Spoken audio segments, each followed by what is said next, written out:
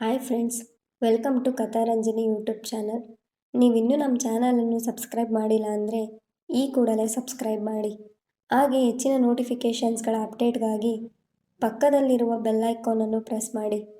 ಅನುರಾಗ ಬಂಧನ ಭಾಗ 51.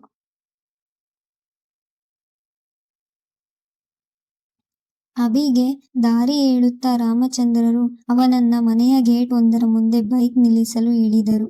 ಗೇಟ್ ತೆರೆದು ಅಭಿನ ಒಳಗಡೆ ಬರಲು ಹೇಳಿದರು. ಸುತ್ತಮುತ್ತ ನೋಡುತ್ತಾ ಬೈಕ್ ನಲ್ಲಿ ಗೇಟ್ ಒಳಗಡೆ ಹೋಗಿ ಪಾರ್ಕಿಂಗ್ ಏರಿಯಾದಲ್ಲಿ ಬೈಕ್ ನಿಲ್ಲಿಸಿ ಕೆಳಗಿಳಿದು ಸುತ್ತಲೂ ನೋಡಿದ. ತಗೋ ಕೀ, ನಿನ್ನ ಮನೆಯ ಬಾಗಿಲು ತೆಗಿ. ರಾಮಚಂದ್ರರು ಕೀ ಅವನ ಕೈಗಿಟ್ಟು ಹೇಳಿದಾಗ ಅವರ ಕಡೆಗೊಮ್ಮೆ ನೋಡಿ ಕೀ ಅವರಿಂದ ಪಡೆದು ಬಾಗಿಲು ತೆರೆಯುವ ಮುನ್ನ ಅವನ ಬಲಗಡೆಯ ಗೋಡೆಯ ಮೇಲಿದ್ದ ನೇಮ್ ಬೋರ್ಡ್ ಮೇಲೊಮ್ಮೆ ಸವರಿದ. ಅವನ ತಾಯಿ ಅಶ್ವಿನಿ ಹೆಸರಿನ ಬೋರ್ಡ್ ಆಗಿತ್ತದು. ಬೋರ್ಡ್ ಮೇಲೆ ಸವರಿದವನ ಕಂಗಳು ಭರ್ತಿಯಾಗಿತ್ತು. ತಲೆ ತಗ್ಗಿಸಿಕೊಂಡು ಕೀ ತೆಗೆದು ಮನೆ ಒಳಗಡೆ ನಡೆದ. ಅವನ ಹಿಂದೆಯೇ ರಾಮಚಂದ್ರರು ಕೂಡ ಮನೆ ಒಳಗಡೆ ನಡೆದರು.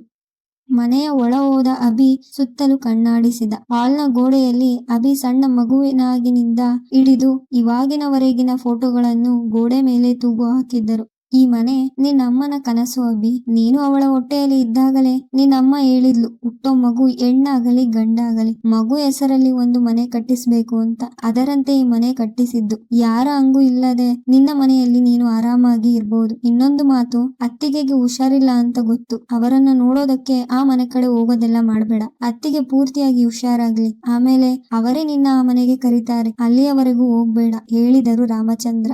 ಏನು ಹೇಳದೆ ರೂಮ್ ಎಲ್ಲಿದೆ ಹುಡುಕಿ ಅತ್ತ ನಡೆದ. ಮನೆ ತುಂಬಾ ಧೂಳಿದೆ, ಕ್ಲೀನ್ ಮಾಡೋರು ಇನ್ನೇನ್ ಬರ್ತಾರೆ. ಹೊರಗಡೆಯಿಂದ ಕೂಗಿ ಹೇಳಿದರವರು. ಅದಕ್ಕೂ ಏನು ಪ್ರತಿಕ್ರಿಯೆ ನೀಡಲಿಲ್ಲ ಅವ. ಮಗನ ನಡೆಯಿಂದ ಬೇಸರವಾದರೂ ಅವನು ತನ್ನ ಜೊತೆ ಅವನಿಗಾಗಿ ತಾನು ಕಟ್ಟಿಸಿದ ಮನೆಯಲ್ಲಿ ಇದ್ದಾನಲ್ವಾ ಅನ್ನೋದೇ ಸಮಾಧಾನವಾಗಿತ್ತು ಅವರಿಗೆ.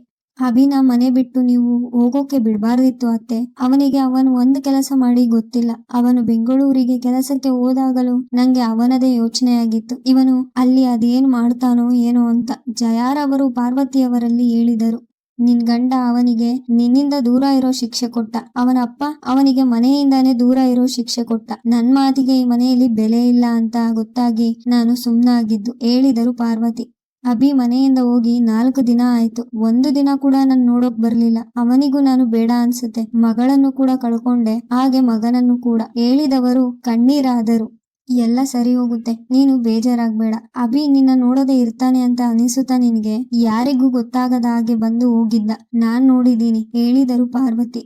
ಇನ್ನೊಮ್ಮೆ ಬಂದಾಗ ನಂಗೆ ಹೇಳಿಯತ್ತೆ, ನಾನು ಅವನನ್ನ ನೋಡ್ಬೇಕು, ಅವನಲ್ಲಿ ಮಾತಾಡ್ಬೇಕು ಹೇಳಿದ ಜಯಾರ ಮಾತಿಗೆ ಒಪ್ಪಿಗೆ ಕೊಟ್ಟರು ಪಾರ್ವತಿ. ಹರಿಯುತ್ತಿರುವ ನದಿಯ ಪಕ್ಕದಲ್ಲಿ ಪ್ರಜ್ಞಾ ಫೋಟೋ ಇಟ್ಟು ಪುರೋಹಿತರ ಸಮ್ಮುಖದಲ್ಲಿ ಸತ್ತವಳಿಗೆ ಪಿಂಡ ಪ್ರದಾನ ಪೂಜೆ ಸಲ್ಲಿಸುತ್ತಿದ್ದ ಅಭಿ. ಮನೆಯವರಿಗೆ ಯಾರಿಗೂ ವಿಷಯ ಗೊತ್ತಿರಲಿಲ್ಲ. ಅವನ ಅಪ್ಪನನ್ನು ಕೂಡ ಅವನು ಕರೆದಿರಲಿಲ್ಲ. ಪೂಜೆ ಮುಗಿಸಿ ತರ್ಪಣ ಬಿಟ್ಟಾದ ಮೇಲೆ ಪುರೋಹಿತರಿಗೆ ದುಡ್ಡು ಕೊಟ್ಟು ಅವರನ್ನು ಕಳುಹಿಸಿ ಪ್ರಜ್ಞಾ ಫೋಟೋ ಹಿಡಿದು ನದಿ ದಂಡೆಯ ಮೇಲೆ ಕೂತ ಅಭಿ. ಅಕ್ಕ, ನಿನ್ನ ಆತ್ಮಕ್ಕೆ ಖಂಡಿತ ಶಾಂತಿ ಸಿಕ್ಕು ಇರೋದಿಲ್ಲ ಅಂತ ನಂಗೆ ಗೊತ್ತು. ಮನೆಯವರು ಯಾರು ಇಲ್ಲದೆ ಪಿಂಡ ಪ್ರದಾನ ನಾನು ಮಾಡಬಾರ್ದಿತ್ತು. ಆದ್ರೆ ಏನ್ ಮಾಡ್ಲಿ, ನನ್ ಪರಿಸ್ಥಿತಿ ಆಗಿದೆ. ದೊಡ್ಡಮ್ಮ ಹುಷಾರೋಗೋವರೆಗೂ ನಾನು ಮನೆಗೆ ಹೋಗೋ ಆಗಿಲ್ಲ. ಮನೆಗೋದ್ರು ನಿನ್ ಸಾವಿಗೆ ಕಾರಣ ಅದೇ ಅನ್ನೋ ಅಪರಾಧಿ ಭಾವ ನನ್ನ ಕಾಡುತ್ತೆ. ಅದ್ಕೆ ನಾನು ಆ ಮನೆಗೆ ಹೋಗೋದಿಲ್ಲ ಅಕ್ಕ. ನೀನು ನಗ್ತಿದ್ಯಾ? ನಗು ನಗು, ನನ್ ಪರಿಸ್ಥಿತಿ ನೋಡಿ ಜೋರಾಗಿ ನಗು. ಅವತ್ತೇ ಅಷ್ಟು ಸಲ ಹೇಳಿದ್ದೆ ನಿನ್ ಪ್ರೀತಿ ವಿಷಯ ಮನೆಯಲ್ಲಿ ಹೇಳು ಅಂತ. ಕೇಳಿದ್ಯಾ ನನ್ ಮಾತು? ಅವತ್ತು ಮನೆಯವರ ಹತ್ತಿರ ನೀನು ಹೇಳಿದಿದ್ರೆ ಇವತ್ತು ಈಗೆಲ್ಲ ಆಗ್ತಿತ್ತ ಹೇಳು? ನನ್ನಲ್ಲಿ ಸುಮಾರು ಪ್ರಶ್ನೆಗಳು ಉಳ್ಕೊಂಡ್ಬಿಟ್ಟಿದೆ ಅಕ್ಕ. ಅದಕ್ಕೆಲ್ಲ ಯಾರು ಉತ್ತರ ಕೊಡ್ತಾರೆ? ನೀನು ನನ್ನಲ್ಲಿ ಒಂದು ಮಾತು ಹೇಳದೆ ಸ್ಕಂದ ಅಣ್ಣನ್ ಮದ್ವೆ ಆದ ಮರುದಿನನೇ ಬೆಂಗಳೂರಿಗೆ ಹೋಗಿದ್ಯಾಕೆ? ಕೆಲಸಕ್ಕೆ ರಿಸೈನ್ ಮಾಡಿದ್ಯಾಕೆ? ನಿನ್ನ ಫ್ರೆಂಡ್ ಜೊತೆ ಪ್ರೀತಿಸಿದವನನ್ನ ಮದ್ವೆ ಆಗ್ತೀನಿ ಅಂತ ಹೇಳಿದ್ಯಾಕೆ? ನನ್ ಕಾಲ್ ಮೆಸೇಜ್ಗೆ ರಿಪ್ಲೈ ಮಾಡಿಲ್ಲ ಯಾಕೆ? ನಿನ್ ಪ್ರೀತಿಗೆ ನಾನು ಅಷ್ಟು ಸಪೋರ್ಟ್ ಮಾಡಿದ್ರು ನನ್ನಲ್ಲಿ ಒಂದು ಮಾತು ಹೇಳದೆ ನಿಜವಾಗ್ಲೂ ನೀನು ಮದ್ವೆ ಆದೆಯಾ? ಮದ್ವೆ ಆದ್ಮೇಲೆ ಆದ್ರೂ ಒಂದು ಸಲ ನನ್ನಲ್ಲಿ ಮಾತಾಡೋಣ ಅಂತ ನಿಂಗೆ ಯಾಕೆ ಅನ್ನಿಸ್ಲಿಲ್ಲ? ನಿನ್ನ ಸಾವು ಹೇಗಾಯ್ತು? ಅದಕ್ಕೆ ಕಾರಣ ಯಾರು? ಇನ್ನೂ ಸುಮಾರು ಪ್ರಶ್ನೆಗಳಿವೆ ಅಕ್ಕ. ಅದಕ್ಕೆಲ್ಲ ಉತ್ತರ ಹುಡುಕ್ಬೇಕು. ನನ್ನೆಲ್ಲ ಪ್ರಶ್ನೆಗಳಿಗೆ ಉತ್ತರ ಸಿಗದೆ ನಿನ್ನ ಸಾವಿಗೆ ನ್ಯಾಯ ದೊರಕಿಸಿ ಕೊಡೋಕೆ ನಂಗಾಗಲ್ಲ. ನಾನಿಡುವ ಪ್ರತಿ ಹೆಜ್ಜೆಯಲ್ಲಿ ನೀನು ನನ್ ಜೊತೆ ಇರ್ತೀಯ ಅನ್ನೋ ನಂಬಿಕೆ ನನಗಿದೆ. ಜೊತೆಗಿರ್ತೀಯ ಅಲ್ವಾ ಅಕ್ಕ? ಅವಳ ಫೋಟೋ ನೋಡುತ್ತಾ ಕೂತಲಿಂದ ಎದ್ದು ಮಾತಾಡುತ್ತಾ ಮುಂದೆ ನಡೆಯುತ್ತಿದ್ದವ ಒಮ್ಮೆಲೆ ಕಲ್ಲು ಎಡವಿ ಮುಗ್ಗರಿಸಿ ಬಿದ್ದ. ಕೈಯಲ್ಲಿದ್ದ ಫೋಟೋ ಫ್ರೇಮ್ನ ಗಾಜು ಪುಡಿಪುಡಿಯಾದರೆ ಅವನ ಹಣೆಗೆ ಕಲ್ಲು ಗೀರಿ ಸಣ್ಣ ಗಾಯ ಮಾಡಿತು. ಫ್ರೇಮ್ ಒಡೆದು ಹೋದ ಫೋಟೋದಲ್ಲಿದ್ದ ಪ್ರಜ್ಞಾ ನಕ್ಕಂತಾಗಲು ಮೇಲೆದ್ದು ನಿಂತ ಅಭಿ ಹಣೆ ಮೇಲಾದ ಗಾಯ ಒರೆಸಿಕೊಂಡು ಫೋಟೋದ ಮೇಲೆ ಮೆತ್ತಗೆ ಸವರಿದ. ನಗ್ತಿದ್ಯಾ ಅಕ್ಕ?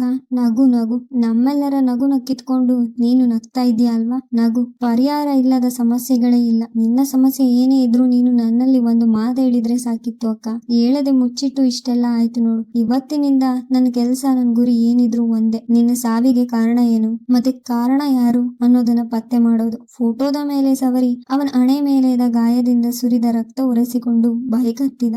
ಕತೆ ಮುಂದುವರೆಯುವುದು. ನಿಮಗೆಲ್ಲ ಈ ಕತೆ ಇಷ್ಟವಾಗಿದ್ದೆ ಎಂದು ಭಾವಿಸ್ತೇನೆ. ಕತೆ ಇಷ್ಟವಾಗಿದ್ದಲ್ಲಿ ಲೈಕ್ ಮಾಡಿ, ಕಮೆಂಟ್ ಮಾಡಿ, ಶೇರ್ ಮಾಡಿ. ಧನ್ಯವಾದಗಳು.